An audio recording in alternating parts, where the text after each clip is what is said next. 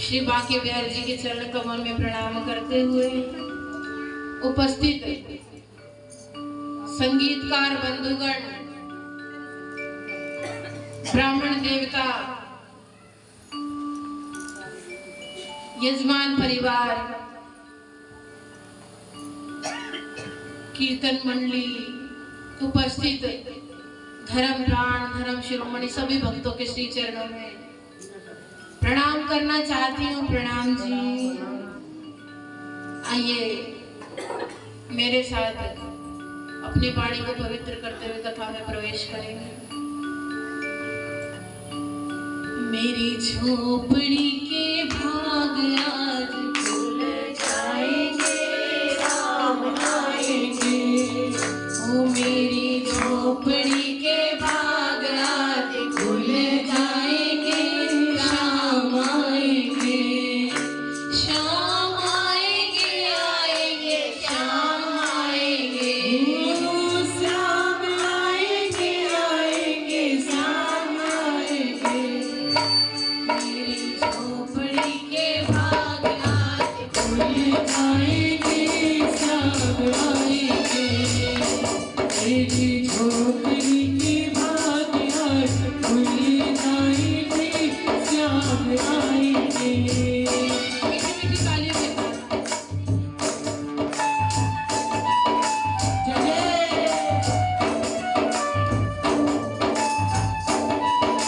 बोले श्याम प्यारे की।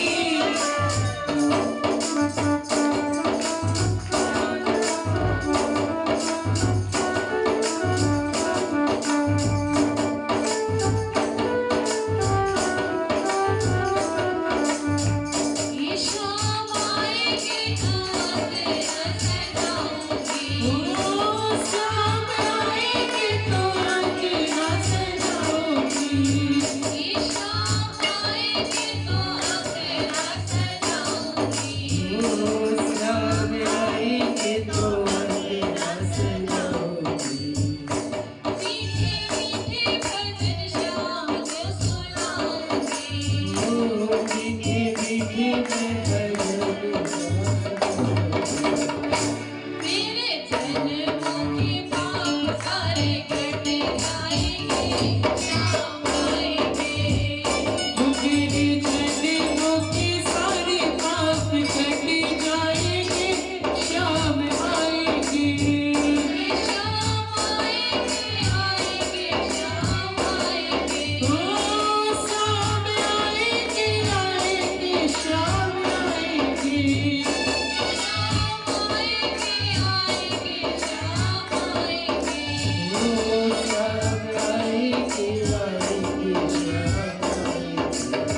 ओ मेरी झोपड़ी के भाग आज खुल जाएंगे, शाम आएंगे। ओ मेरी झोपड़ी के भाग आज खुल जाएंगे, शाम आएंगे। बोले श्याम प्यारे की।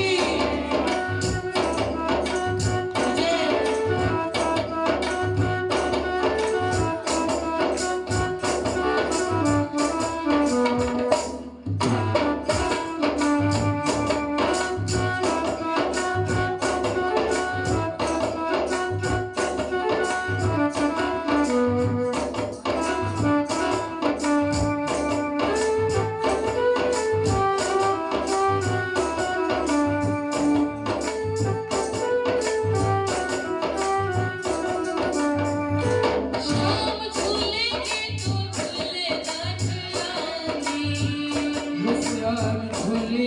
तो झूलेगा झूलाऊंगी, श्याम झूलेंगे तो झूलेगा झूलाऊंगी। शाम झूलेंगे तो झूलेगा झूलाऊंगी, ओ श्याम झूलेंगे तो झूलेगा झूलाऊंगी। ओ मैं तो रुचि रुचि भोग लगाऊंगी, ओ मैं तो रुचि रुचि भोग लगाऊंगी। मेरे जन्मों के पाप सारे धुल जाएंगे, शाम आएंगे। मेरे जन्मों के सारे पाप मिट जाएंगे, शाम आएंगे।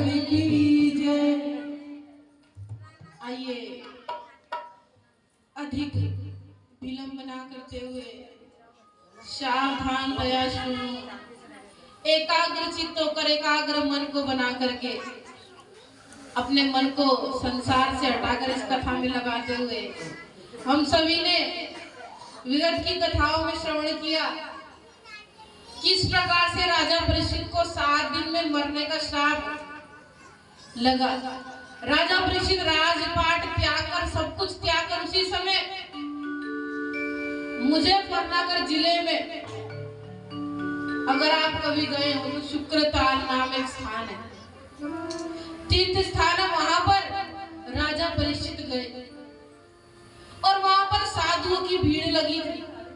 बड़े प्रसन्न हो गए, सभी साधु से पूछने वाले एक एक साधु को पकड़ पकड़ के पूछते कि हे गुरुजन, हे साधुजन, मेरे 7 दिन में मृत्यु हो जाएगी, मैं क्या करूं, कुछ उपाय बताइए, मेरी मुक्ति का कुछ साधन बताइए। सारे के सारे साधु डर गए। अगर पूछता कि धन कैसे मिले तो भी कुछ मंत्र शंत्र करते, पुत्र प्राप्ति का पूछते तो भी कुछ करते, लेकिन ये तो आत्मा और परमात्मा की बात करता है। मुझे मुक्ति कैसे हो, 7 दिन में तो हर किसी को मरना है, इस क्या प्रश्न करना है राजा परीक्षित। अब राजा था, अगर मना करते हमें नहीं पता तो भी टेंशन, बाबा लोगों को इतना बड़ा सम्राट है, तो सबके सब चुप रह गए कि 7 दिन में बाबा लोगों ने सोचा हमें भी मरना है तो क्या बताएं। तो राजा परीक्षित सबसे पूछते हैं कि 7 दिन में मरने वाले को क्या करना चाहिए। जब कोई उत्तर नहीं देता, राजा परीक्षित ने शांत होकर बैठे, तो उसी बीच में अचानक से पंडाल में एक नंग धड़ंगे 16 साल के बच्चा चला आ रहा है। वो बच्चा साक्षात सुखदेव महाराज जी थे, चले आ रहे दिगंबरधारी, और छोटे छोटे बच्चे उन पर हंस रहे हैं। देखो इसे शर्म भी नहीं आती, क्योंकि उन्हें माया का कोई लोभ नहीं था, तन का कोई भेद नहीं था। साक्षात सुखदेव परमात्मा स्वरूप थे, चले आ रहे नंग धड़ंगे, नारियां भी हंस रही है, बच्चे हंस रहे हैं। जैसे ही सुखदेव जी को सभी साधु संतों ने उनका सुंदर स्वरूप, उनके तेज पर चमक देखा तो सभी साधु खड़े हो गए। राजा परीक्षित ने देखा, राजा परीक्षित भी खड़े होकर चरणों में पड़े। जैसे ही राजा परीक्षित सुखदेव जी के चरणों में पड़े तो वो बच्चे जो हंस रहे थे, नारियां हंस रही थी, डर गई। अरे सम्राट उनके चरणों में पड़े, सब भाग गए छोड़कर। और सुखदेव जी का बड़ा ही सुंदर स्वागत करते, सुंदर मिट्टी का एक आसन बनाया, उस आसन पर बिठाया। राजा परीक्षित ने सुखदेव जी का स्वागत किया और कहने लगे, सुखदेव जी, मेरे जीवन का कुछ कल्याण के लिए 7 दिन में मरने वाले को क्या करना चाहिए, जीवन का सार क्या है। प्रश्नों की झड़ियां लगा दी राजा परीक्षित। सुखदेव जी ने कहा, रुको तो एक बार सांस तो लेने दो। तो राजा परीक्षित बोले, साधु, हे सुखदेव महाराज, साधु लोग ज्यादा समय कहीं टिकते नहीं है, आप चलते क्या पता कब चलते, इसलिए मैंने प्रश्नों की झड़ियां लगा दी। तो राजा परीक्षित सुखदेव जी का स्वागत करते, आइए एक बार हम भी करेंगे। हरि की कथा सुनाने वाले, हरि की कथा सुनाने वाले, प्रभु की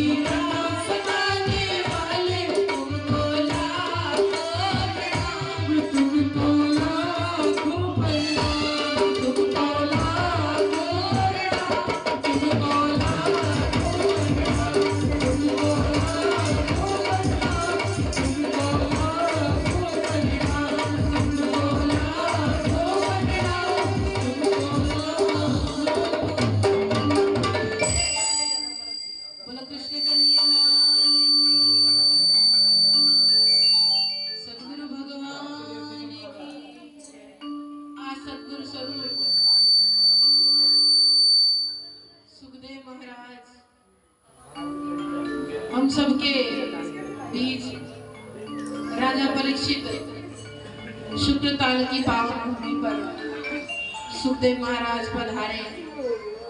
आज राजा परीक्षित पूछते हैं, सुखदेव महाराज आप ये बताइए, 7 दिन में मरने वाले व्यक्ति को क्या करना चाहिए? 7 दिन में मरने वाले व्यक्ति को क्या करना चाहिए? आप देखिए, हम सब यहाँ बैठे हैं, हम सब कितने दिन में जाएंगे? कोई सोमवार को, कोई मंगलवार को, कोई बुधवार को, है ना? 7 दिन से ऊपर हमारी गारंटी नहीं है।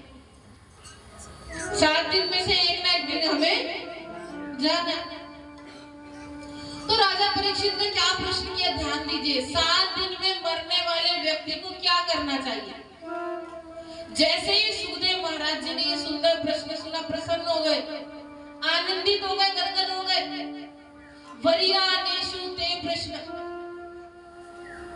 कृतो लोकहितं नृप। हे नृप, हे राजा परीक्षित, तुमने इतना सुंदर प्रश्न किया।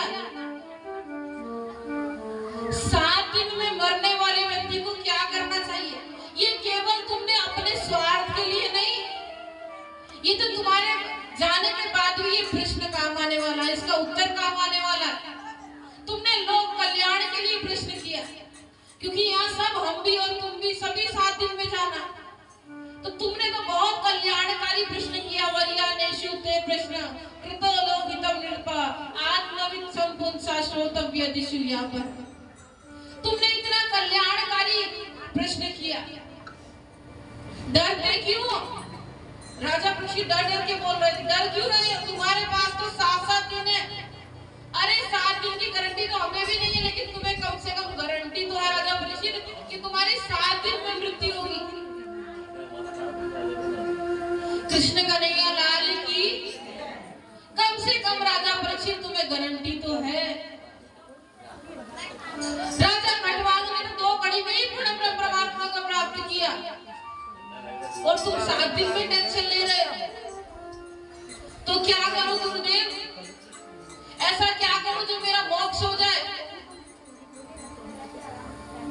तो कहा, हे राजा परीक्षित, श्रोतव्य कीर्तितव्यश्च स्मर्तव्यस्य चेततां भयम्।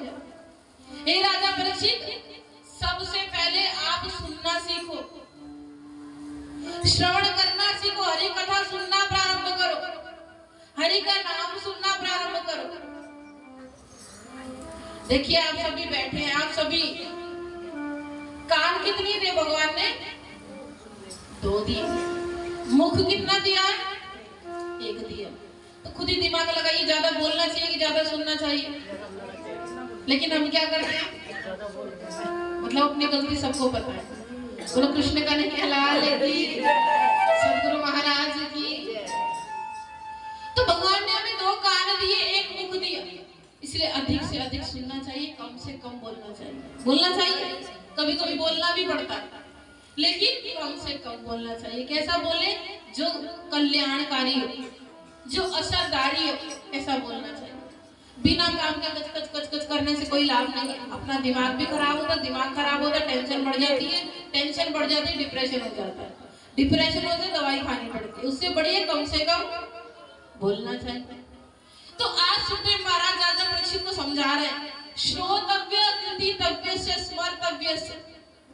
हे राजा परीक्षित, सबसे पहले आप हरि की कथा सुनो, हरि का गुणगान सुनो, उसके बाद क्या करो गुरुदेव? स्मर्तव्यस्य, उसके बाद उसका स्मरण करो, चिंतन करो, मनन करो। लेकिन हम क्या करते हैं? कथा में आए, कथा में खूब आनंद लिया, कथा में खूब हंसे, कथा में खूब नाचे, आनंद लिया, सुना कथा, पहला कर्तव्य निभाया, लेकिन दूसरा स्मर्तव्यस्य, उसको फिर स्मरण नहीं करते। यहाँ से रास्ते में जाते टोलियां बना बना कर हंसी ठिठोले करते, है ना? हंसी ठिठोले खूब करते हैं, लेकिन कभी कथा पर स्मरण नहीं होता, कथा पर चिंतन नहीं होता, है ना? कल ही हम सुन रहे थे, सच्चिदानंद रूपाय विश्वोत्पत्ति हेतुवे तापत्रय विनाशाय श्री कृष्णाय वयं नमः। सच्चिदानंद रूप है परमात्मा कैसे, अभी पूछूंगी ना तो शायद एक दो लोगों का ही हाथ खड़ा होगा। क्यों ऐसा हुआ सुना तो ध्यान से, लेकिन उसका चिंतन नहीं किया। परमात्मा चिदघन क्यों है, परमात्मा सदघन क्यों है, परमात्मा आनंद घन क्यों है, चिंतन नहीं किया, स्मरण नहीं किया, बस सिर्फ आनंद लिया। सुना तो लेकिन उसका चित्त में नहीं उतारा। तो सुखदेव महाराज राजा परीक्षित को समझा रहे, अगर परमात्मा का मोक्ष चाहते हो, मुक्ति चाहते हो, तो सबसे पहले सुनना पड़ेगा, उसके बाद स्मर्तव्य, उसका स्मरण भी करना पड़ेगा। कुछ लोग कहते दीदी मुझसे अकेला नहीं बैठा जाता। कारण क्या है? क्योंकि हमने स्मरण शक्ति को कम कर दिया। अकेले हम बैठ ही नहीं सकते। सोचिए हम कितने ही बिना काम के लोग हैं, हम सभी, आप भी और हम भी, किसी को भी लीजिए। हम दुनिया को समय दे सकते हैं, लेकिन हम खुद के साथ 1 घंटा नहीं बैठ सकते। हम खुद से ही प्रसन्न नहीं, दूसरों से तो क्या प्रसन्न होंगे। बोलो कृष्ण का नहीं लाल की। हम 1 घंटा शांति से कमरे में अपने साथ नहीं बैठ सकते, हमें कोई बोलने के लिए चाहिए। हम अपने आप के नहीं होंगे, दूसरे के तो क्या होंगे, है ना। दूसरे से शांति कैसे होगी, अपने आप से शांति नहीं है। इसलिए प्रयास करें कम से कम बोले, एकांत बैठे, किसी के साथ बैठे तो हरि का स्मरण करें, जो सुन के आए उसका चिंतन करें, उसकी बातें करें। उसके बाद क्या करें? श्रोतव्य कीर्तितव्य च स्मर्तव्य च। प्रभु का स्मरण करें, प्रभु की कीर्ति गाए, जो सुनकर आए उसको फिर गायन करें, एक दूसरे को बताए, फिर स्मरण करें। स्मरण तो करें, पर ध्यान कैसे करें, एकांत कैसे बैठे? आगे बताते हैं, जित आसन, जित श्वासो, जितेंद्रिया, जित संगो। जित आसन, सबसे पहले आसन को जीते। भागवत की विधि में भी आपको बताया था ना, एक आसन को जीतना चाहिए। कम से कम एक आसन पे आप 4 घंटा बैठ सकते। पहले दिन 2 मिनट बैठिए, फिर 4 मिनट बैठिए, फिर 10 मिनट बैठिए, फिर 1 घंटा बैठिए, धीरे धीरे करते करते बढ़ाते जाइए। एक आसन को यदि आपने जीत लिया तो आपका मोक्ष हो जाएगा। जित आसन, जित श्वासों, फिर श्वासों को भी जीतिए। अनुलोम विलोम करना चाहिए। जित संगो, संग भी ऐसा करना चाहिए, जैसी संगत ऐसी रंगत। हमारे वृंदावन की रंगत बता देती। चलो पहले बुराई पे बाद में चलना चाहिए, अच्छाई पे पहले चलना चाहिए ना। चढ़े जब वृंदावन को रंग, गोपी भाव हृदय में सहजे, पुरुष भाव करे भंग। चढ़े जब वृंदावन को रंग, जब वृंदावन को रंग चढ़ता है ना, तो अच्छे अच्छे का घमंड टूट जाता है। बड़े बड़े विद्वान वृंदावन आते, चलो एक बार वृंदावन चल के देखते हैं। वृंदावन आते पुरुष भाव से, हम एक बड़े बहुत विद्वान है, हम पुरुष है, लेकिन वहां जाकर के सखी भाव आ जाता है। चढ़े जब वृंदावन को रंग, गोपी भाव हृदय में सहजे, पुरुष भाव करे भंग। चढ़े जब वृंदावन को रंग, तो जैसी रंगत ऐसी संगत जरूर पड़ती। वृंदावन जाएंगे, आप देखिए किसी को गुस्सा भी आ रहा होता तो बोलता ओए राधे, गुस्से में चिल्लाएगा जरूर, पर राधे निकलेगा मुंह से। तो हम जब सब जाते हैं वृंदावन, तो हम भी, हमारे मुंह से नाच आकर भी क्या निकल जाता है? राधे राधे। हो मुझे राधे राधे कहना सिखा दे, कन्हैया तेरा क्या बिगड़े। मुझे राधे राधे कहना सिखा दे, कन्हैया तेरा क्या बिगड़े। हो क्या बिगड़े लला, क्या बिगड़े, क्या बिगड़े, क्या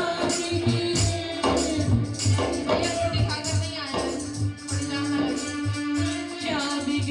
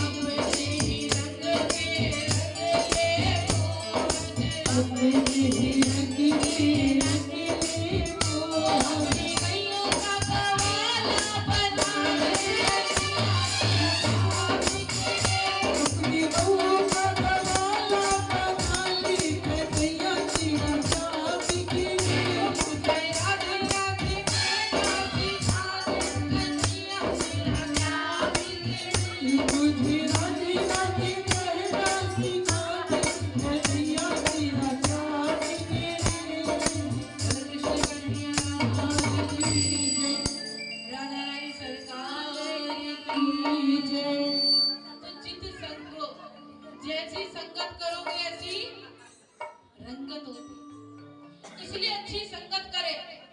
अब राधे राधे की संगत करी तो क्या होगा? राधे राधे। तो राजा परीक्षित बोलते संगत कैसी करनी चाहिए, मन कैसे लगे? तो सुखदेव महाराज बोलते हैं संगत ऐसी करो जैसे किसी एक व्यक्ति को करंट लग जाता है और दूसरा व्यक्ति उस करंट वाले व्यक्ति को पकड़ता है तो क्या होता है? उसे भी करंट लग जाता है। बात तो सही है। ऐसे ही किसी को हरि नाम की करंट लगा और आप उसे पकड़ लेंगे तो क्या होगा? हरि नाम का करंट लग जाएगा। बोलो कृष्ण कन्हैया लाल की जय। तो जैसी संगत ऐसी रंगत। तो जैसा संग आप करेंगे, देखिए कोई कोई व्यक्ति इतना कभी कभी देखना बहुत अच्छा होता है, स्वभाव भी बहुत नरम होता है, लेकिन यदि किसी नशे वाली व्यक्ति को दोस्ती हो जाए तो वो कितना भी अच्छा हो, लेकिन धीरे धीरे करते करते करते उसकी रंगत उसे चढ़ जाती है। और जब वो रंगत चढ़ती है तो फिर क्या होता है? झूम बराबर कृष्ण का नैया लाल की जय। बात सही है कि नहीं? तो इसलिए कहते हैं संगत थोड़ी सी करो, ज्यादा नहीं करो। बोला वंशी वारे की जय। एक बार जोर से बोलेंगे तो राधे राधे। तो जैसी आप संगत करेंगे, मैं तो हर किसी से बोलती संगत देखिए ज्यादा मत करिए, ज्यादा भी अच्छी नहीं होगी, थोड़ी संगत करिए पर अच्छी करिए। ऐसा करिए कि आप किसी अपनी सहेली के पास जाएं, अपने मित्र के पास जाएं, तो जब भी वो आपसे बात करे, भागवत की बात करे, कीर्तन की बात करे, तीर्थों की बात करे, चलो वृंदावन चलते हैं, चलो पन्ना जी चलते हैं, चलो प्रयागराज चलते हैं। अभी 26 तारीख से श्रीमद् भागवत कथा है। हमारी तो क्या कहे, प्रभु की इच्छा से एक छोटी सी भागवत रखी गई है। तो आप सभी जो भी कुंभ मेला में आना चाहते हो टिकट बना लें। और कुंभ मेला में 26 तारीख से 29 तारीख को शाही स्नान है, वहां स्नान भी करे त्रिवेणी में। और जो भी आना चाहते हैं नंबर लेकर के टिकट बना करके जाए। अभी 26 तारीख को रिजर्वेशन भी मिल रहा है, तो जो भी कथा में आना चाहते हैं कुंभ मेला में आज ही टिकट बनाए। बोलो कृष्ण का नैया लाल की जय।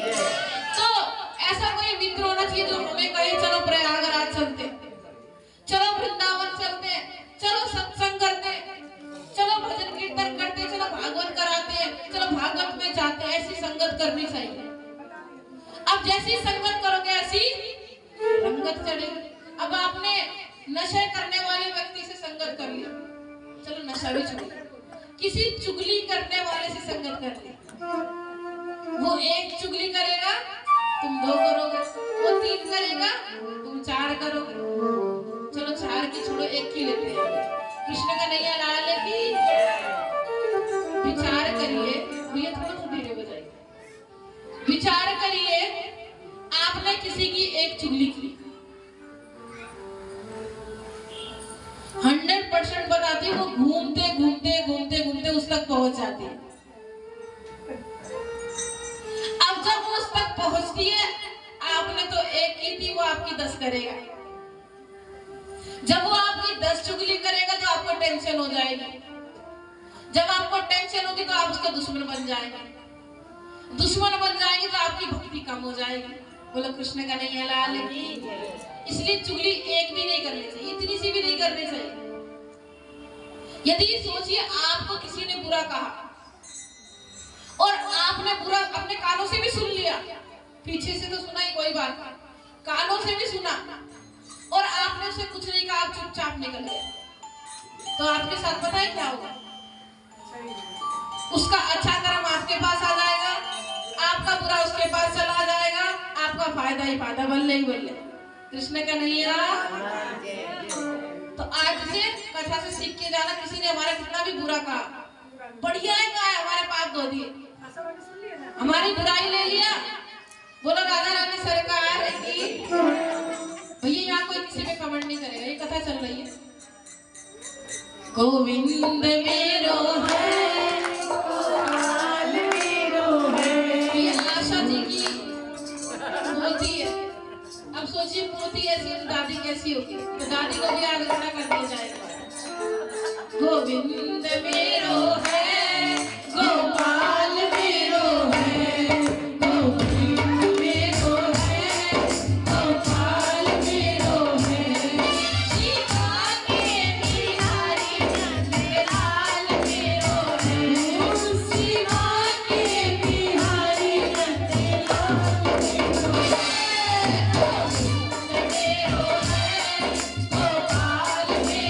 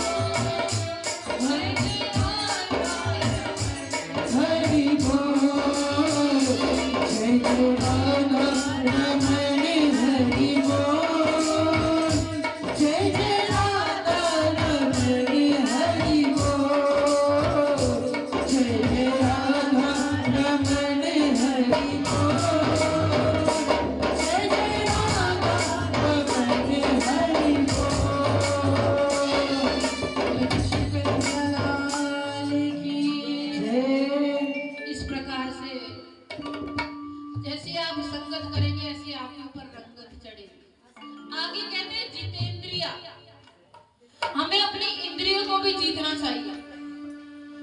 एक मन कहता है नाच लूं, इंद्रियों की बात बता रही। एक मन कहता है नाच लूं, दूसरा कहता है अरे कोई मेरे ऊपर हंसेगा तो। एक मन कहता है सत्संग में चलूं, दूसरा मन कहता है अरे बहुत ठंडोरी छोड़ ना, तो हम घर में बैठ जाते हैं। चलो आज नहीं, कल कृष्ण जन्म है, कल चलेंगे। कुछ लोग तो देखना कल ज्यादा भीड़ हो जाएगी, सच बता रहे हैं। और हम लोग इंद्री की सुनते हैं, जो इंद्री ने कहा, जो मन ने कहा, उसी पर चलते। तो सुखदेव महाराज राजा परीक्षित कहते हैं अब आसन, वासन, अनुशासन, इंद्रिय, संगत को यदि सुधार लो मोक्ष मिल जाए। वरना ये प्रभु ने आंखें दी पर आंखें किसी काम की नहीं दी, हरि दर्शन नहीं किया, हरि की कथा में दर्शन नहीं किया। ये आंखें तो मोर के पंख के समान हो गई, मंदिर में जाकर दर्शन नहीं किया। मोर का पंख देखा है कि नहीं आप लोग? मोर के पंख पे क्या बनी होती है? आंख बनी होती है। पर वो क्या देख सकती है? नहीं देख सकती। या मंदिर में जाके प्रभु का दर्शन कर सकती है? नहीं कर सकती। कोई काम की नहीं है। फिर आंख तो बनी है लेकिन सिर्फ दिखाने के लिए। यदि इन पैरों से भागवत में नहीं आए, पैरों से परिक्रमा नहीं लगाई, तीर्थ नहीं गए, पैर बढ़िया चल रहे, नहीं चले वो अलग बात है, लेकिन प्रभु की कथा में नहीं आए तो ये पैर वृक्षों पेड़ों के समान है। भागवत में लिखा है प्रभु ने मुख दिया लेकिन इस मुख से प्रभु का भजन नहीं गाया, प्रभु की बात नहीं की, प्रभु की चर्चा नहीं की, प्रभु का गुणगान नहीं किया, बस चुगली चाटी में लगे रहे, तो ये मुख मेंढक के समान है। मेंढक कैसे करता है? टर टर करता है ना, तो ये मुख मेंढक के समान है। भागवत कहते हैं अकाम सर्व काम मोक्ष काम उधारणी तीव्रेण भक्ति योगेन यजेत पुरुषम। परमात्मा को तीव्र भक्ति से याद करना चाहिए, परमात्मा जल्दी प्राप्त होते हैं। दो प्रकार का ध्यान होता है, एक सद्य मुक्ति, क्रम मुक्ति। क्रम मुक्ति में क्या होता है? आप क्रम से प्रभु को याद करते हैं, उनके चरण को, हाथों को, चेहरे को, पूरे उनके धाम को निहारते। एक होती है सद्य मुक्ति जिससे आप सीधा परमात्मा के चरणों को ध्यान करके परमात्मा को प्राप्त करते। अब दोनों से प्राप्त कर सकते जो आपको अच्छा लगे, लेकिन सबसे अच्छी भक्ति वो जो अकाम सर्व काम हो, जिसमें कोई काम नहीं ना हो। परमात्मा तुम हमारे, हम तुम्हारे बात करते। ये भक्ति यदि हमारे अंदर आ जाए तो ये समझिए इतने भी धंधन और उतने भी धंधन, संसार में भी आनंद लगेगा, परम धाम में भी आनंद लगेगा। बोलो राधा रानी सरकार की। अब आगे जाकर सृष्टि संबंधित प्रश्न नारद जी को चतुश्लोकीय भागवत अहमेव समेव आग्रे नान्यद्य सत्परम, जो था, जो हूँ, जो रहूंगा, सब कुछ मैं हूँ।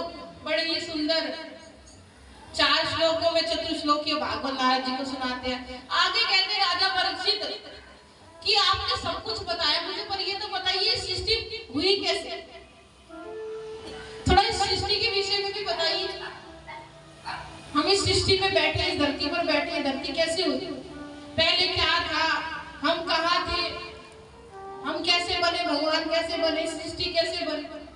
तो आइए हम भी पढ़ेंगे, ध्यान से सुनेंगे, क्योंकि हमें भी जानना चाहिए हमसे पहले कौन था, हम कहाँ थे, क्या करने आए, मरने के बाद कहाँ जाएंगे, इतना ज्ञान हमें होना चाहिए। कम से कम भागवत में आते हैं तो इस प्रसंग को एक चित्त होकर के ध्यान से सुनेंगे। बोलो कृष्ण कन्हैया लाल की जय।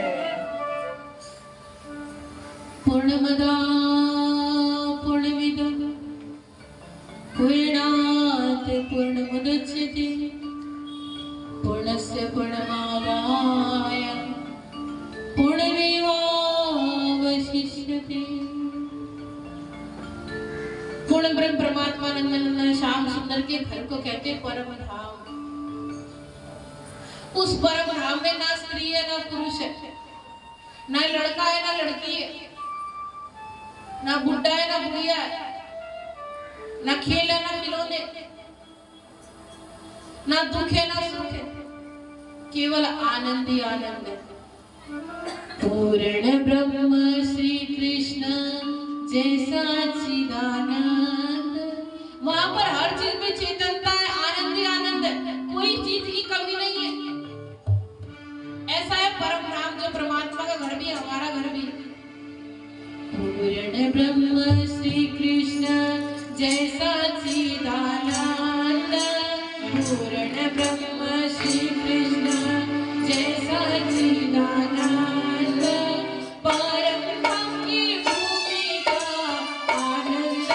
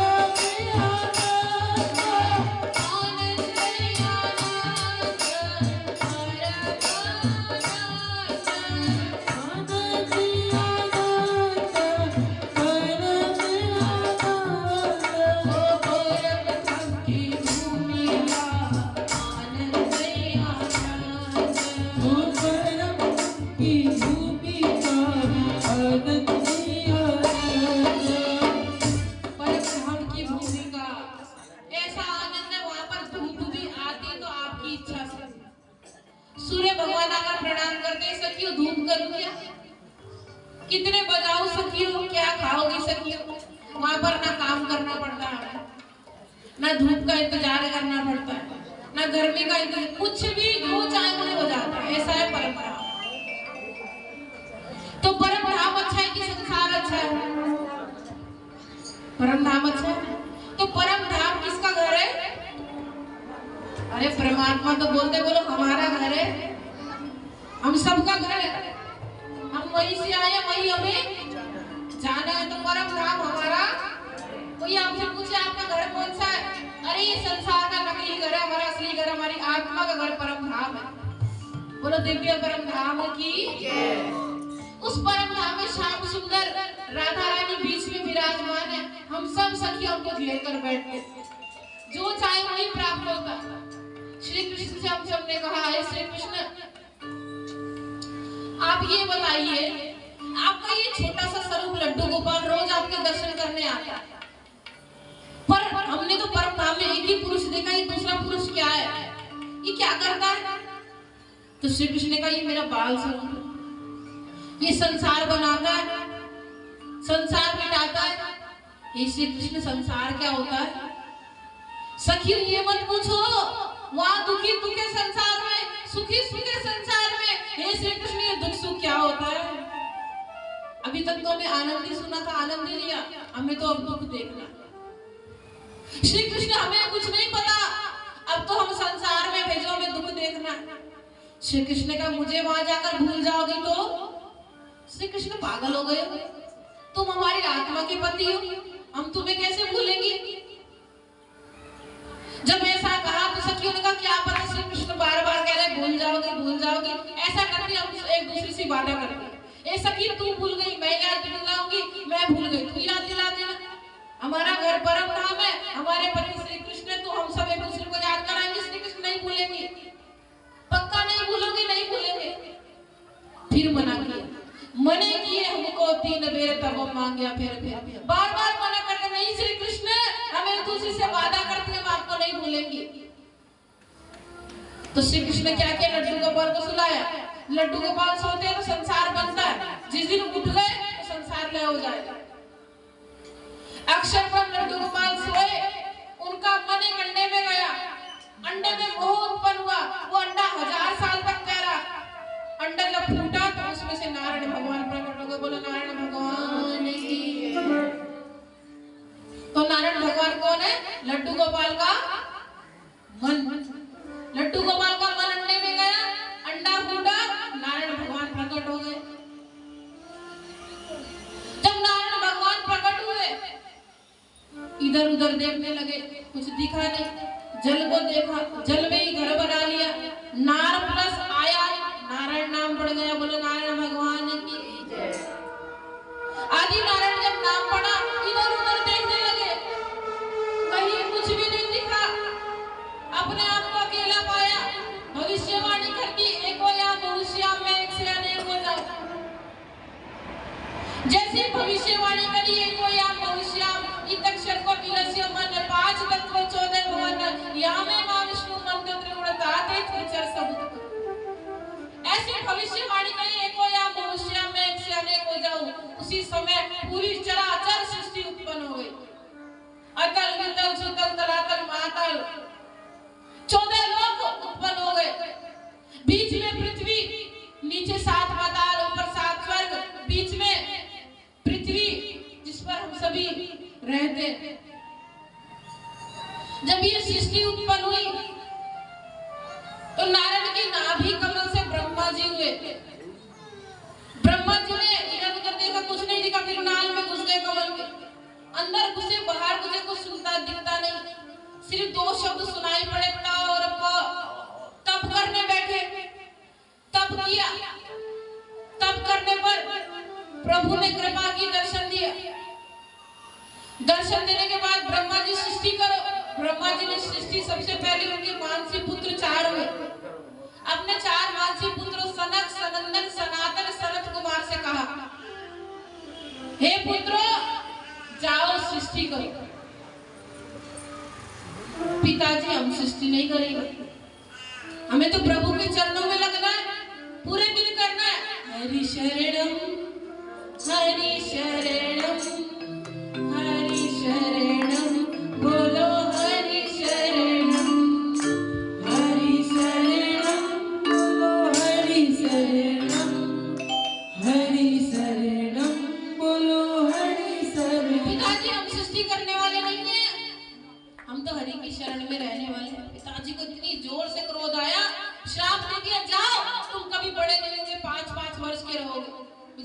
5 वर्ष के अभी तक रह गए, बड़े नहीं हो पाए।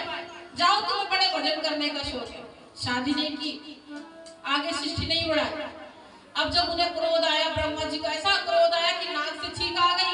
छींक आई तो छींक से रुद्र भगवान भोलेनाथ प्रकट हो गए। बोले भोलेनाथ भगवान की, रुद्र भगवान की। अब जब रुद्र भगवान प्रकट हुए तो कहा, हे भोलेनाथ जाओ आप सृष्टि करो। कहा पिताजी जो आ गया, ऐसी सृष्टि करी भूत प्रेत कर दिए। अब ब्रह्मा जी डर गए, रुको भूत प्रेत नहीं है तो मुझे ही मार देगा सृष्टि, तो क्या करेंगे, ये मुझे ही मार डालेंगे। रुको तो भोलेनाथ को बस रहने दो। भोलेनाथ को शांत किया। उसके बाद मुख से सरस्वती, छाया से कर्दम जी और दाएं और बाएं अंग से मनु और शत्रुपा हुआ। मनु और शत्रुपा, हम सभी मानव कहलाते हैं ना। हमने कभी सोचा तो मनु की संतान है इसलिए मानव कहलाते। तो मनु महाराज से कहा, शत्रुपा से कहा जाओ तुम दोनों में इतनी सृष्टि करो। तो ब्रह्मा जी से कहा, ब्रह्मा जी सृष्टि तो कर देंगे, आपकी आज्ञा है, लेकिन इस पृथ्वी को हिरण्यकशिपु उठा कर ले गया तो रसातल में चली गई, तो आप कुछ कृपा करें। तो ब्रह्मा जी को क्रोध आया, क्रोध से वरा भगवान प्रकट हो गए। बोला वरा भगवान की। इधर हिरण्यकशिपु बड़ा अहंकार करता हुआ रास्ते में नारद जी मिले। नारद जी ने कहा, क्या आपने पृथ्वी चुराई है? पृथ्वी को वापस कर दूं, इतनी सृष्टि होनी। अरे नारद तो बड़ी चुगली करते, तेरे हाथ में बड़ी खुजली लग रही, मेरे हाथ में भी खुजली बहुत लग रही, चलो आज युद्ध करते हैं, अगर तू जीत गए तो मैं पृथ्वी दे दूंगी।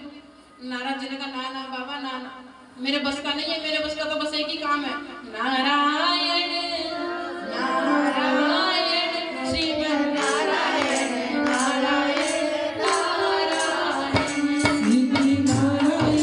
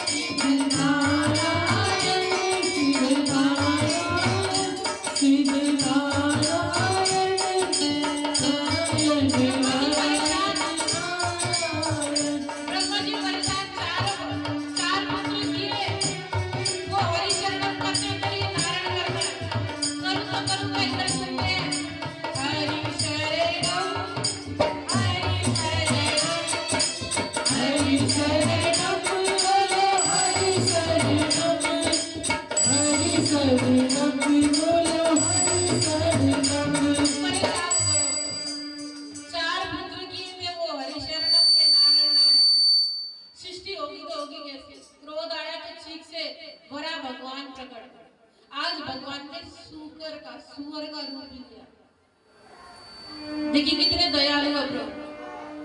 अब प्रभु हमारा भगवान जा रहे हैं, हिरण्यकशिपु से भयंकर युद्ध होने से पहले ही सोचा था हिरण्यकशिपु इससे आज भगवान से भयंकर युद्ध करूंगा, पर युद्ध तो क्या करता है, एक थप्पड़ मारा खिंचा करके भाई गोविंदाय नमः हो गया। बोलो बड़ा भगवान एक ही थप्पड़ से उद्धार हो गया। प्रभु ने पृथ्वी लाकर स्थापित की। अब मनु और शत्रुपा मैथिली सृष्टि के लिए प्रसन्न। इधर राजा परीक्षित पूछते कि ये हिरण्यकशिपु था कौन? ये हिरण्याक्ष कौन था? हिरण्याक्ष का प्रभु ने क्यों उद्धार किया? तो कहा ये हिरण्यकशिपु का ही भाई हिरण्याक्ष जिसका उद्धार किया। हिरण्याक्ष का उद्धार क्यों किया ये तो बताइए, और ये पृथ्वी चुराकर क्यों ले गए ये बताइए। ऐसा क्या हुआ जिसे पृथ्वी चुरानी पड़ी? तो आज सुखदेव महाराज बताते हैं ये प्रभु का पक्का दुश्मन है, क्योंकि इसका भाई था हिरण्यकशिपु, हिरण्याक्ष का भाई हिरण्यकशिपु। तो ये प्रभु का दुश्मन इसलिए था क्योंकि हिरण्यकशिपु का पुत्र था प्रहलाद। प्रभु ने अपने नपुंसकों से उसका उद्धार किया था, तो ये तब से प्रभु का दुश्मन बन गया, इसने मेरे भाई को मारा है, इसलिए इसने ऐसा दुष्ट कार्य किया। अच्छा, इनकी मां कौन थी? कहा इनकी दीदी मां थी। तो ये इतने दुष्ट क्यों हुए? तो बता रहे सुखदेव महाराज, एक बार की बात है कि संध्या का समय था। दीदी मैया ने कश्यप जी से हट की मैथुन सृष्टि के लिए। हट करने पर काम इच्छा जागी, संध्या के समय मैथुन किया, और ऐसी दुष्ट संतान की 100 साल तक संध्या के समय जब मैथुन करते तो देखिए क्या होता है। संध्या के समय 4 काम नहीं करने चाहिए, अभी बताएंगे, ध्यान से सुनिएगा। तो जब कश्यप जी ने डांटा तो ये क्या पाप कर दिया, संध्या के समय ऐसा काम नहीं करना चाहिए, प्रभु का नाम लेना चाहिए संध्या के समय, दोनों समय मिलते। तो दीदी मैया ने सोचा मेरे गर्भ से कोई दुष्ट संतान ना हो जाए, 100 साल तक पेट में रखा। 100 साल बाद 2 संतान हुई दुष्ट, हिरण्यकशिपु और हिरण्याक्ष। हिरण्याक्ष पृथ्वी चुरा कर ले गया, हिरण्यकशिपु ने प्रहलाद पर अत्याचार किया, दोनों ही प्रभु के दुश्मन बने। तो संध्या के समय कभी भी 4 काम नहीं करना चाहिए। संध्या के समय कभी भी पढ़ाई नहीं करना चाहिए, अगर पढ़ाई करेंगे तो डबल भूल जाएंगे। संध्या के समय कभी पढ़ना नहीं चाहिए। संध्या के समय कभी भोजन नहीं करना चाहिए, प्रभु का समय होता है। संध्या के समय यदि भोजन करेंगे तो रोग डबल लग जाएंगे, रोगों से ग्रसित हो जाओगे, दवाई खानी पड़ेगी। बढ़िया बढ़िया यहाँ छेने की मिठाइयाँ मिलती है ना, माता जी खिला रही है, वो भी तुम्हारी सब कैंसिल हो जाएगा, शुगर हो जाएगा। तो संध्या के समय भोजन नहीं करना चाहिए, रोग लग जाते हैं। संध्या के समय सोना नहीं चाहिए, दरिद्रता आती है। संध्या के समय मैथुन नहीं करना चाहिए, दुष्ट संतान होती है। बोलो कृष्ण कन्हैया लाल की। इस प्रकार से सृष्टि की। अब आगे जाके राजा परीक्षित पूछते हैं, प्रभु आप ये बताइए, विदुर आदि के यहाँ, विदुर जी के यहाँ प्रभु बिना बुलाए क्यों गए? विदुर आदि जी तैयार है, क्यों बिना बुलाए जाना पड़ा? सुखदेव महाराज बोलते हैं, भगत के वश में है भगवान। एक बार की बात है, दुर्योधन ने धृतराष्ट्र सभी पांडवों को एक भी हिस्सा नहीं दिया, उनका राज्य सब छीन लिया, कोई भी स्थान पांडवों को नहीं दिया। तो दुर्योधन ने 56 भोग के लिए भगवान को निमंत्रण दिया। प्रभु ने सोचा चलो संधि के लिए चलता हूँ, दोनों की बातचीत कराऊंगा, पांडवों का हक दिलाऊंगा। तो संधि कराने के लिए आज कौरवों के यहाँ श्री कृष्ण गए। ये बात पूरी प्रजा में फैल गई कि आज श्री कृष्ण आ रहे हैं। तो मैत्री जी को भी पता चला, विदुर जी को भी पता चला। विदुर जी ने विदुरानी को जाकर घर में बताया कि आज श्री कृष्ण आ रहे हैं, वो रथ पर निकलेंगे, हम दोनों दर्शन करने चलेंगे। विदुरानी ने कहा दर्शन की बात करते हो, हम उन्हें इतना प्रेम करते हैं, हम उन्हें इतना प्रेम करते हैं, आपके साथ तो वो थे, आप जिस समय पांडवों के साथ कौरवों के साथ रहते थे, कौरवों ने आपका अपमान किया, दुर्योधन ने आपका अपमान किया, आप इनको छोड़कर वही धनुष रख कर आ गए। लेकिन श्री कृष्ण तो आज भी हमारे दिल में बैठे। तो जब वो दिल में है तो घर में बुलाने में क्या जाता है? तो हम अपने घर में बुलाएंगे, बढ़िया साग बनाएंगे, खिलाएंगे। तो आज विदुर जी कहते हैं विदुरानी पागल हो गई हो क्या? वहां दुर्योधन ने 56 भोग लगाए, हमारे यहाँ क्या है, सूखा साग श्री कृष्ण खाएंगे, क्यों उन्हें परेशान करना? वो तो स्वयं परमपिता परमेश्वर, उन्हें क्यों वो तुम दुखी बनाना चाहती? हमारे घर में रूखा सूखा नहीं खिलाएंगे, वो बढ़िया वही खाने में, वही पालेंगे उन्हें भोजन। तो विदुरानी बड़ी दुखी हुई, मन में इच्छा है कि श्री कृष्ण घर में आते, लेकिन विदुर जी ने मना कर दिया। अब श्री कृष्ण जब रथ पर सवार होकर गए और सब दर्शन कर रहे हैं। विदुर जी ने भी प्रणाम किया, दर्शन किया। विदुरानी ने भी दूर से प्रणाम किया। विदुरानी आंखों से आंखें मिला के बात कर रही है श्री कृष्ण से कि ये श्री कृष्ण मेरे घर आ जाना। वही निमंत्रण दे दिया आंखों से आंखें मिलाकर। अब विदुरानी जी प्रणाम करी, घर दौड़ी, बढ़िया बना रही है, श्री कृष्ण आएंगे जरूर, विश्वास है। इधर दुर्योधन ने 56 भोग रखे। श्री कृष्ण ने संधि की बात की तो कहा है सुई की नोक के बराबर भी स्थान देने वाला नहीं हूं पांडवों को। जब श्री कृष्ण की बात टाली, श्री कृष्ण को बड़ा दुख हुआ। उनके 56 भोग त्याग कर आज विदुरानी के यहाँ जा रहे हैं। विदुरानी का भाव देखिए। और गेट खटकाते हैं, ओ काकी।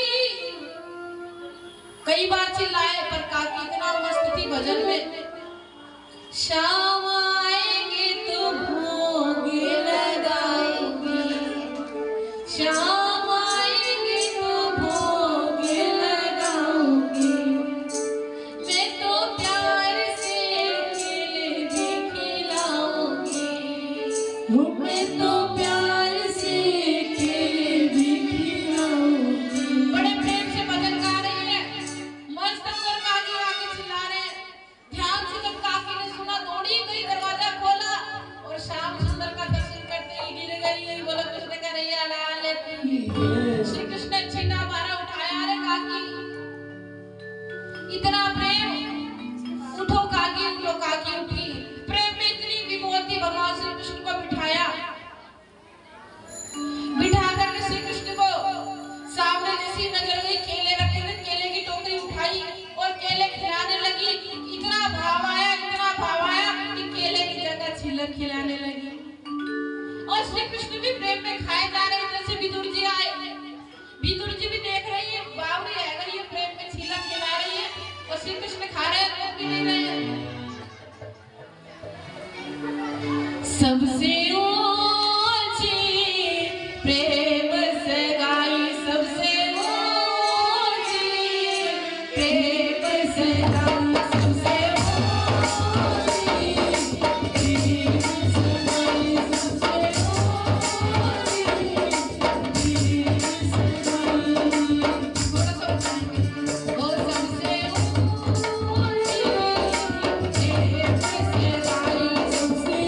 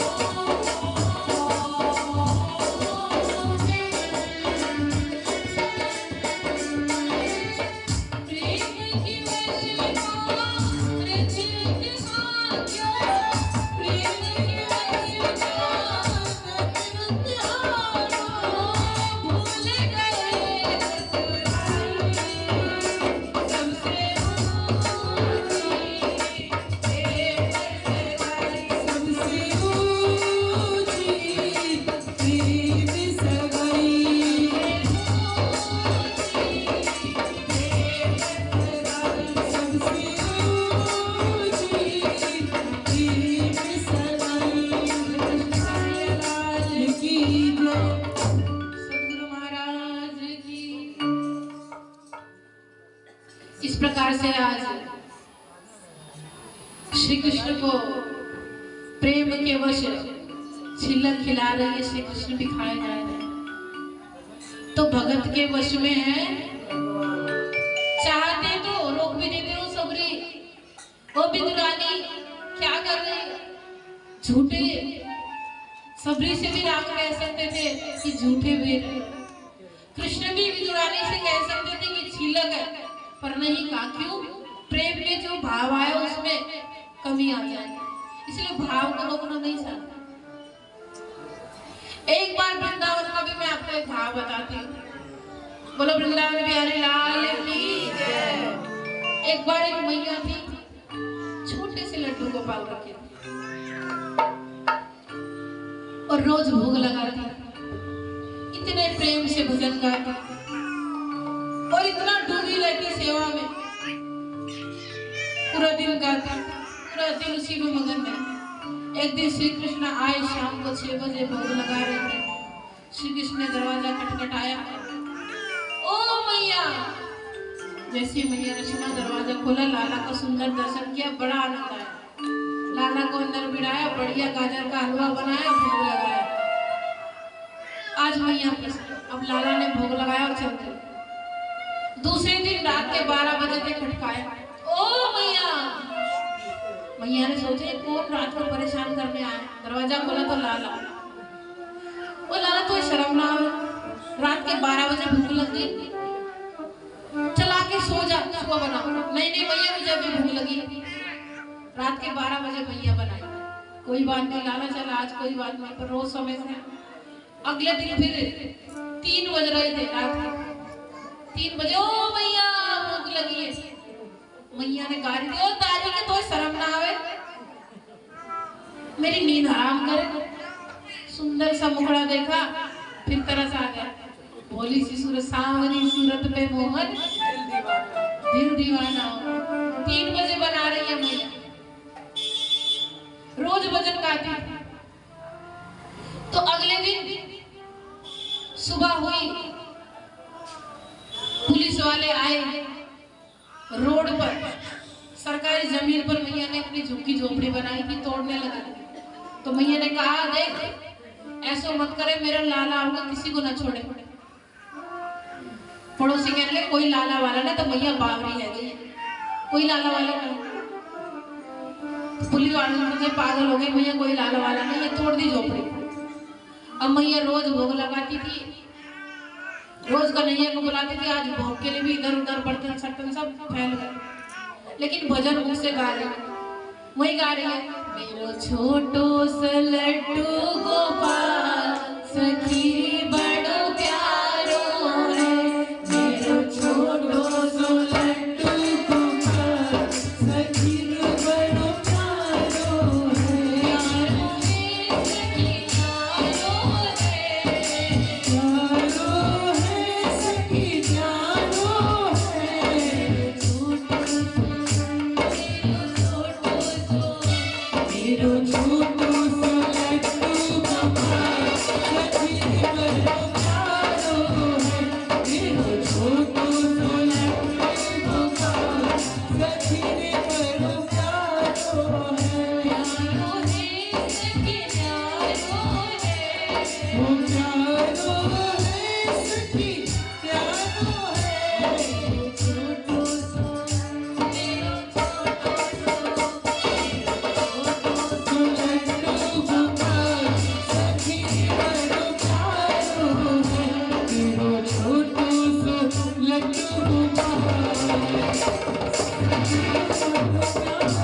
मेरो छोटो सा लड्डू गोपाल सखी। बस गा ही रही थी, शुरू ही किया था मैया ने। उसी समय श्याम सुंदर प्रकट हो गए। बोलो कृष्ण कन्हैया लाल की जय। ओ मैया मुझे भूख लगी है। मैया ने कहा दारी के रोड पे खिलाऊं? तब तो आया ना जब झुग्गी तोड़ रहे थे, मेरी झोपड़ी तोड़ रहे, तब कहता मैया मुझे भूख लगी है। अरे मैया मुझे भूख लगी है। इतना सुंदर सा मुखड़ा बनाया, भोला भाला सा है ना, सब जानते हैं लेकिन अनजाने से बनते, कल सुन रहे थे। इतना भोला सा मैया ने क्या कि सारे बर्तन सर्तन इकट्ठा किए, बर्तन धोए, रोड पे आज भोजन बना रही है। आओ भोग लगाओ रे प्यारे, आओ भोग लगाओ रे प्यारे, आओ भोग लगाओ रे प्यारे,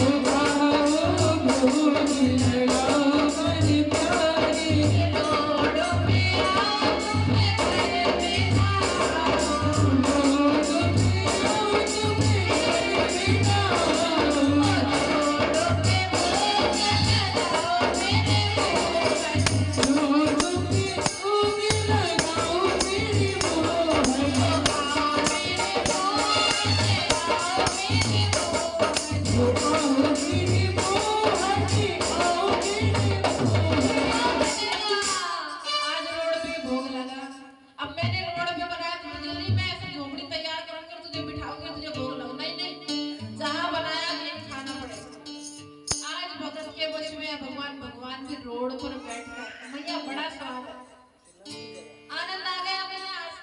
आज तक ऐसा आनंद बनाया जो आज रोड पे आ रहा मैया। लाला तू बड़ा दानी के बड़ो शैतान। सभी कह रहे तू चित चोर है। आज मुझे पता चल गया सही में तू चित चोर है।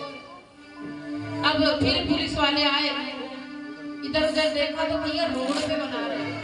अरे बनाने तो कोई बात नहीं, पर ये बना किसके लिए रही है इतना इतना, तो किसी को पता नहीं चला किसके लिए। अगले दिन फिर पुलिस वाले आए, जैसे सुबह आए तो जैसी झोपड़ी तैयार हो गई।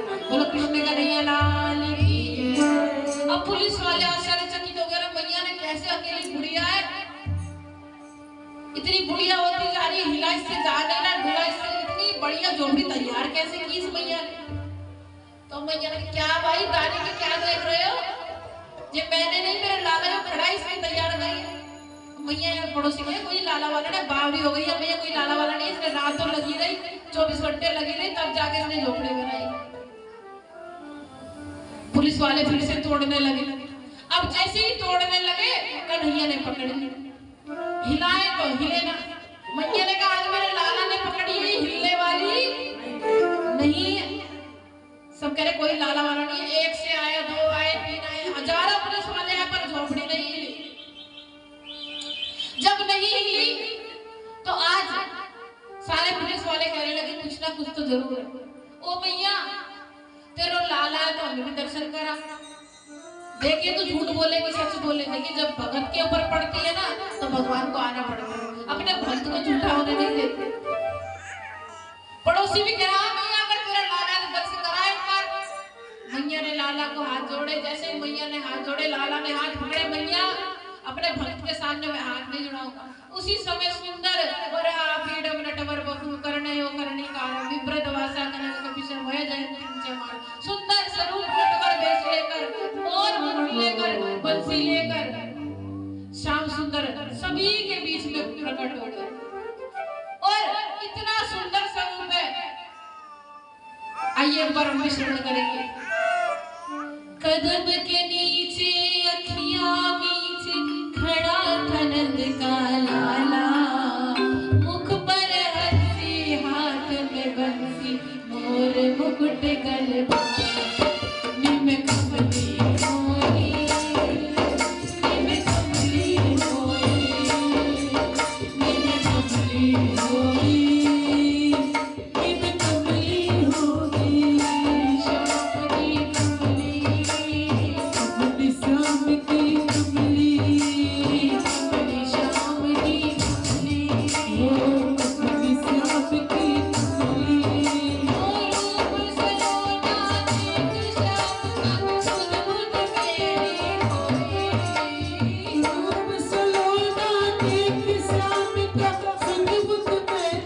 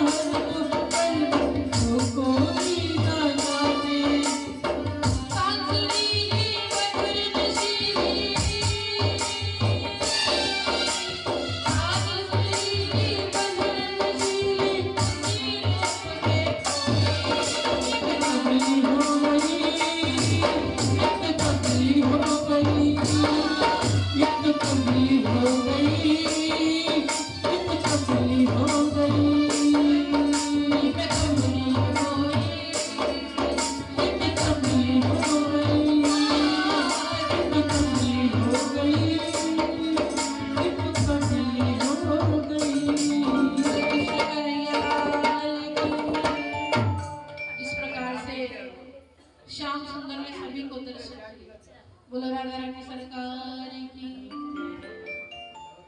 मनु और शत्रुपा ने जब सृष्टि की तो ब्रह्मा जी की आज्ञा से सृष्टि की। उनके यहाँ 3 कन्याएं हुई, आकुति, देवहूति, प्रसूति। 2 पुत्र हुए, प्रियव्रत और उत्तानपाद। तो आज हम 3 कन्याओं का और 1 पुत्र उत्तानपाद का वर्णन सुनेंगे। 5वें पुत्र का कल सुनेंगे क्योंकि समय बहुत हो चुका है। आधे 1 घंटे के अंदर अंदर कथा को पूरा करना। बोलो कृष्ण कन्हैया लाल की। मनु और शत्रुपा के 3 पुत्री आकुति, देवहूति, प्रसूति। हम सबसे पहले देवहूति का प्रसंग श्रवण करेंगे। देवहूति का विवाह कर्दम जी से हुआ। कर्दम जी ने शादी से पहले शर्त रखी, शादी तब करूंगा जब तक मैं जाने न दूंगी। तो कहा ठीक है, 1 संतान होगी, आप जब तब करने चले जाए। 1 संतान की इच्छा है। नारद जी, मनु शत्रुपा जी सभी ने शर्त मानी। कर्दम जी और देवहूति का विवाह हुआ। विवाह होने पर जैसी शादी के पहले दिन ही कर्दम जी की तपस्या लगती। बोलो कृष्ण कन्हैया लाल की। लेकिन देवहूति दुखी नहीं हुई, उनका इंतजार करती रही मेरे पति आएंगे, ध्यान से उठेंगे। आज की होती तो क्या करती? तलाक ले लेती साक्षी साक्षी। बोलो कृष्ण कन्हैया लाल की। 10 साल तक देवहूति ने इंतजार किया। जब 10,000 साल तक इंतजार करने में इतनी झीर हो गई, बुढ़िया जैसी हो गई देवहूति मैया, कर्दम जी की आंखें खुली, तपस्या खुली। तो कहा ओ माता जी आप कौन हो? देवहूति कहती माता जी नहीं, मैं आपकी श्रीमती पत्नी हूँ। अच्छा पर इतना समय समाधि लग गई। हाँ श्रीमान। फिर से जाने लगे, यार रुकिए, आपने वादा किया था शादी करूंगा, तपस्या भी करूंगा, लेकिन जब 1 संतान हो जाएगा। संतान की इच्छा है, ठीक है तुम्हारी इच्छा जरूर पूरी करूंगा। जल का छींटा लिया, संकल्प लिया, संकल्प में एक विमान तैयार किया। विमान आया, दोनों विमान में बैठे, जल में स्नान किया, वेद में सृष्टि हुई और सुंदर 9 कन्याओं को, 1 नहीं 9 कन्याएं हो गई। बोलो कृष्ण कन्हैया लाल की। अब चल दिए फिर से तपस्या की। अरे रुकिए कर्दम जी, श्रीमान रुकिए। आपने कहा था जब 1 संतान 1 पुत्र हो जाएगा। अरे पुत्र की बात तो हुई नहीं। देखिए ये 9 कन्या जब शादी हो जाएगी तो अपने अपने मायके चली जाएगी, बुढ़ापे में कौन देखेगा। चलो तुम्हारी ये इच्छा है तो ये इच्छा भी पूरा करो। फिर से विमान में विषय भोग करते हुए वहां पर उस विमान में तैयार हुए, स्नान किया। उन्हीं 9 कन्याओं के बाद कर्दम और मनु के, कर्दम और देवहूति के कपिल भगवान का प्राकट्य। बोले कपिल भगवान की। कपिल भगवान जी का जब जन्म हुआ, कर्दम जी फिर से तपस्या के लिए निकले। तपस्या के निकले तो कर्दम जी के यहाँ साक्षात भगवान का प्राकट्य होता, कपिल भगवान। तो माता जी पूछती है पुत्र आप तो साक्षात परमात्मा, आप मुझे ये बताएं परमात्मा के चरणों में हम आनंद कैसे लें? परमात्मा के चरणों में हमारा चित्त कैसे लगे, मन कैसे लगे? इतना सुंदर सांख्य उपदेश दिया। कहते हैं माँ 2 प्रकार के आनंद होते हैं, एक विषय आनंद, एक परमानंद। माँ जो आनंद आप चाहो ले सकती हो। आप एक जब ताला लगाते, भारती जी थोड़ी देर में करिए, कभी थोड़ी देर बैठ जाए। बोला कृष्ण कन्हैया लाल की। तो माँ एक जो ताला होता है उससे ताले एक चाबी से ताला लग भी जाता है और खुल भी जाता है माँ। इसी प्रकार से हमारे पास 2 आनंद है, विषय आनंद और परमानंद। अगर आप इस मन को विषय आनंद में लगाओ तो विषयों में जाएगा, और मन को यदि परमात्मा में लगाओगे तो परमात्मा की तरफ भागेगा। आपकी इच्छा माँ। एक पुत्र है कपिल भगवान, आप ये बताएं मन को परमात्मा में तो लगाऊंगी पर कैसे लगाऊं? माँ संतों की संगत करो, जैसी संगत ऐसी रंगत। इतना सुंदर उपदेश दिया माँ। इस संसार में कोई किसी का नहीं है, लोग आते जाते, माँ की जठराग्नि में कितना दर्द सहन करना पड़ता। उल्टा लटके होते हैं माँ के गर्भ में। पुनरपि जननम पुनरपि मरणम पुनरपि जननम पुनरपि मरणम पुनरपि जननी जठरे शयनम पुनरपि जननी जठरे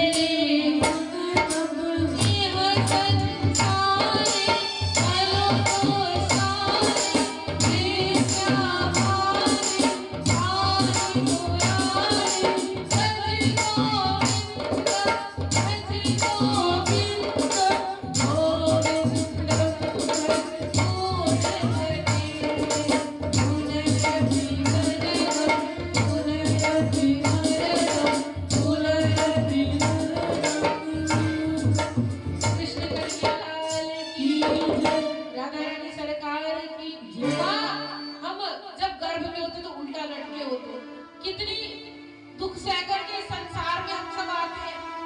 तो माँ हो सके तो मरने से पहले ही इस चित्त को इतना परमात्मा में लग जाए कि अंतिम समय केवल हमें परमात्मा की याद आए।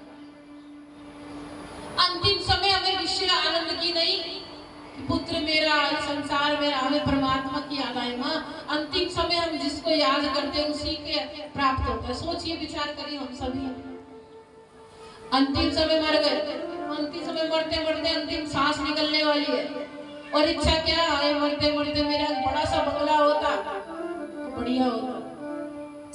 मैं तो गरीबी मर गई, मेरा बहुत बड़ा बंगला होता। मरते मरते बंगला बंगला बंगला बंगला करते मर गए, दूसरा जन्म हो गया कुत्ता बनकर बंगले में। बोला कृष्ण का नैया लाल की। क्योंकि मनुष्य तन तो केवल कितनी बार मिलता है? एक बार मिलता है। अब एक बार में परमात्मा का चिंतन किया नहीं, अंतिम समय बंगले का चिंतन किया तो बंगले में जन्म होगा, लेकिन कुत्ता भी आजकल बंगले में रहता है कि नहीं? अब सोचिए अंतिम समय जो सोच के मरो वही जाओगा। आप सोचते मरे, मरते मरते अंतिम श्वास चल रही श्री कृष्ण परम धाम श्री कृष्ण श्री, तो क्या मिलेगा आपको? परम धाम मिलेगा, श्री कृष्ण मिलेंगे। तो ऐसा मन माँ कपिल भगवान देवती को समझा रहे, मन को विषय आनंद में नहीं माँ परमानंद में लगाए। बोलो कपिल भगवान की। इतना दिव्य उपदेश देकर माँ के साथ कपिल भगवान आपके तो पास में ही पड़ता है, गंगा सागर में समा गए। बोलो कृष्ण का नैया लाल की, राधा रानी सरकार की। आइए अब देवती के पुत्र का तो वर्णन हम सभी ने सुना। देवती की 9 कन्या में से एक कन्या थी अनुसुईया, बड़ी पतिव्रता थी। एक बार क्या हुआ, नारद जी गए लक्ष्मी जी के पास। ओ लक्ष्मी जी भूख लगी है, कुछ तो बनाओ। लक्ष्मी जी दौड़ी दौड़ी गई, खीर बनाकर लाई। खीर खाई। नारद जी कहने लगे लक्ष्मी जी खीर बड़ी स्वाद है, बहुत आनंद आया, लेकिन माता अनुसुईया जैसी नहीं। स्वाद है पर वो बहुत इससे भी ज्यादा स्वाद बनाती।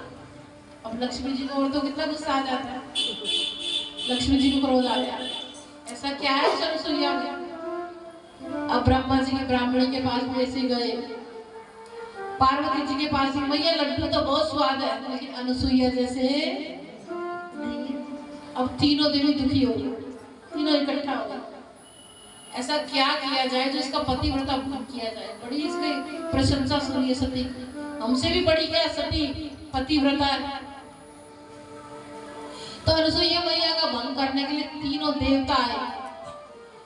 इधर देखा लक्ष्मी जी गुस्सा बैठी, उधर ब्राह्मणी गुस्सा बैठी, इधर देखते हैं पार्वती जी गुस्सा बैठी। हुआ तो हुआ। तो तीनों देवी ने कहा जाओ हम तब आज मानेंगे जब आप अनुसुईया का पतिव्रता भंग करेंगे, हम तब मानेंगे आज। अब जब मनाना तो था ही धर्म पत्नी को, आज तीनों देवता ब्राह्मण का रूप लेकर, संतों का रूप लेकर माता अनुसुईया के दरवाजे पर कहते भिक्षा देगी, भिक्षा देगी। माता अनुसुईया ने दरवाजा खोला, जैसे किवाड़ खोला प्रणाम किया। संतों को प्रणाम सबसे पहले करें, कोई भी संत अपने घर में आए चाय पानी बाद में पूछना चाहिए, दरवाजा खुलते ही प्रणाम करना चाहिए। प्रणाम ऋषिवर, प्रणाम करके कहा भिक्षान देखी, भिक्षा लेकर आटा लेकर आई, जैसी तेरे ना ना भैया ऐसे हम भिक्षा नहीं लेंगे। तो भैया ने हाथ जोड़ी कि मेरे द्वार से आज तक कोई संत खाली नहीं गया, मैं आपको खाली नहीं भेजूंगी, बताइए आप भिक्षा कैसे लेंगे। तो न तीनों देवता ऋषि बनकर कहा, आज जब आप हमें दुग्ध पान कराएंगे तब जाकर हम आपकी भिक्षा लेंगे। मैया ने कहा, देखो मैं पतिव्रता हूं, नहीं नहीं फिर हमें भिक्षा नहीं चाहिए। तो मैया ने उसी समय जल का छींटा मारा, उन्हें ऐसा छींटा मारा 5-5 वर्ष का बना दिया। अब मैं आपको दूध पिलाती हूं, आ जाओ। छोटे छोटे बच्चे बना दिए। उसके बाद इतने छोटे छोटे बच्चे बन गए, छींटा मारती सारी मैया ने गोदी में उठाया और दूध पिलाया। बोलो कृष्ण कन्हैया लाल की। दूध पिला करके अब झूले में डाल दिया, मुआ मुआ करके रो रहे हैं तीनों ब्रह्मा विष्णु महेश, एक दूसरे को आंखों से आंखें बात कर रही है। छोटे छोटे बन गए, बोल भी नहीं सकते। झूल रहे तीन देव बन करके लालना, झूल रहे तीन देव बन करके लालना,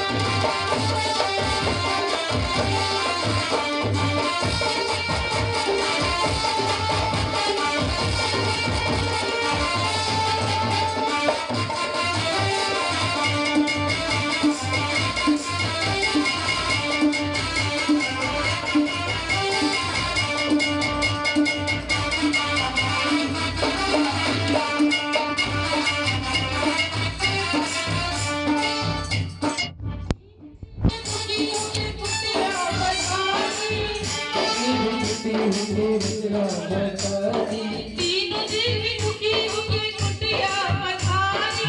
तीनों देवी दुखी होके कुटिया पधारी।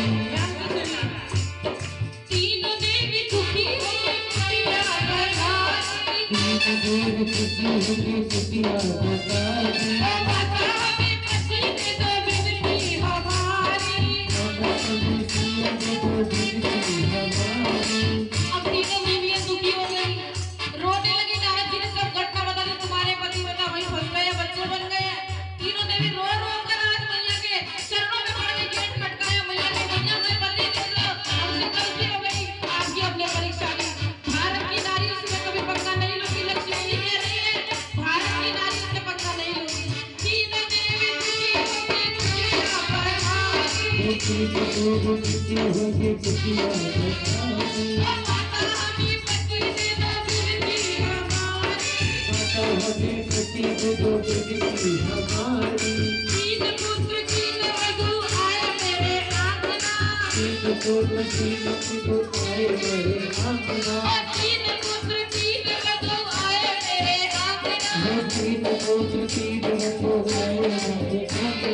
माता अनसुईया ने डाल दिया पालना। माता अनसुईया ने डाल दिया पालना।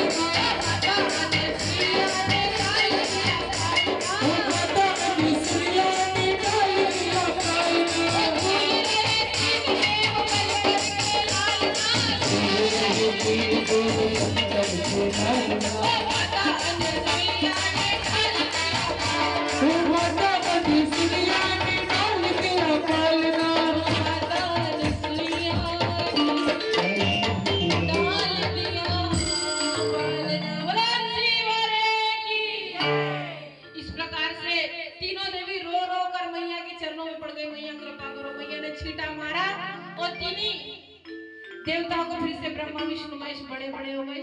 तीनों देवी यहाँ ब्रह्मा विष्णु महेश मन ही मन सोचने लगे भारत की नारियों से पंगा नहीं लेना चाहिए। नारी निंदा ना करो, नारी रत्न की खान। नारी से पैदा हुए राम कृष्ण हनुमान। भारत की नारियों से पंगा नहीं लेना चाहिए। कभी कभी आपने देखा होगा कहीं जाते हैं ना